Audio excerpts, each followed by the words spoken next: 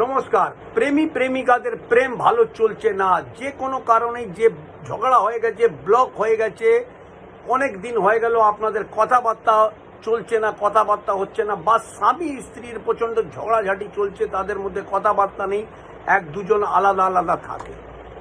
এই প্রেম যেটা হারিয়ে গেছে আপনাদের দুজনকে, আপনারা পেতে চান, কিন্তু চেষ্টাও করছেন, কিন্তু পাচ্ছেন না। এই প্রেমকে পাওয়ার জন্য আপনাদের আজকে একটা ছোট্ট উপায় বলবো। এই উপায়টা যদি আপনারা করেন, অতি অবশ্যই আপনারা হারানো যে প্রেমটা আছে সেটা পেয়ে যাবেন। কি করবেন? আপনারা একটা বাঁশি আর একটা ময়ূরের পালক, এটা আপনারা কিনে নেবেন। এটা কিনে আপনারা শুক্রবার দিন যে কোনো রাধাকৃষ্ণ মন্দিরে গিয়ে এটা ওনার চরণে আপনারা দিয়ে আসুন। এই ক্রিয়াটা আপনারা 2-4 হপ্তাহ করুন, দেখুন আপনার যে প্রেম হারিয়ে গেছে বা প্রেম আপনি পাচ্ছেন না, সে আপনারা